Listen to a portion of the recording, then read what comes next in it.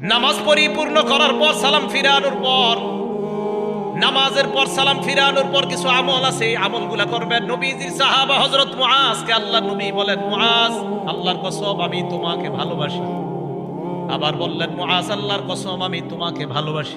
সাহাবা নবীর যেটা করার কথা উল্টা নবী সাহাবারে কয়, আমি তোমাকে ভালোবাসি, আমি তোমাকে ভালোবাসি। নবী সাহাবারে কয় ভালোবাসার দাবি নি বলিলা তাদান্না দুবরা কুল্লি সালাতিন মাকতুবা আন তাকুলা আল্লাহুম্মা আইন্নি আলা যিকরিকা ওয়া শুকরিকা ওয়া হুসনি ইবাদাতিক। মুআজ তুমি কখনো নামাজের পর এই আমলটা ছাড়বা না। সালাম ফিরানোর সাথে সাথেই তুমি পড়বা আল্লাহুম্মা আইন্নি আলা যিকরিক ওয়া শুকরিক ওয়া হুসনি ইবাদাতিক। তুমি জিন্দেগিতেও নামাজের পরে আমলটা ছাড়বা না। তা আশাবাদী আমি। আপনারা সালাম ফিরানোর পর ইমাম সাহেব যারা আছি, আমি আলহামদুলিল্লাহ আমরা যারা আছি, আমি যেই যেই মসজিদগুলা আমার তদারকিতে আছে সব মসজিদে আমলগুলা সালাম ফিরানোর পর মুসল্লিদেরকে আমল করার সুযোগ দেওয়া। তো আল্লাহুম্মা আইন্নি আলা যিকরিক ওয়া শুকরিক ওয়া হুসনি ইবাদাতিক এই আমলটা করা। আর আস্তাগফিরুল্লাহ আস্তাগফিরুল্লাহ 3 বার পড়া, আস্তাগফিরুল্লাহ আস্তাগফিরুল্লাহ 3 বার পড়া। আর কিছু তাসবিহাত আছে, 3 বার সুবহানাল্লাহ, 3 বার আলহামদুলিল্লাহ, 33 বার সুবহানাল্লাহ, 33 বার আলহামদুলিল্লাহ, 33 বার আল্লাহু আকবার।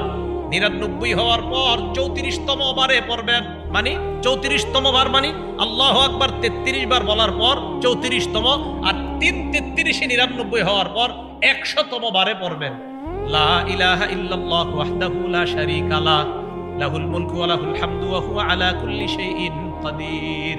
এই দোয়াটা যদি কেউ পড়ে, রাসূল আকরাম সাল্লাল্লাহু আলাইহি সাল্লাম বলেন এই 100 বার হওয়ার পর গুফিরাত খাতায়া ওয়া ইন কানাত মিসলা জাবাদিল বাহরি, সমুদ্রের ফেনা পরিমাণ গুনাহ হলেও তার গুনাহ মাফ।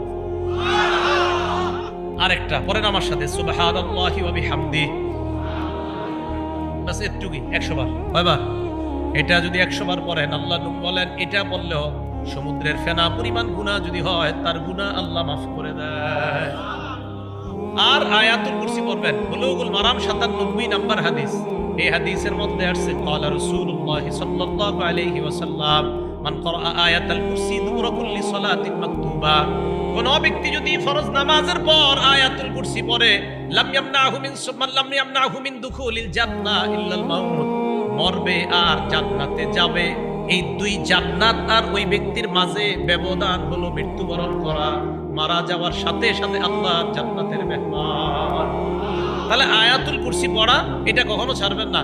মা বোনরা যারা পারেন না দেখে দেখে আয়াতুল কুরসি পড়বেন, আপনারা যারা পারেন না দেখে দেখে আয়াতুল কুরসি পড়বেন।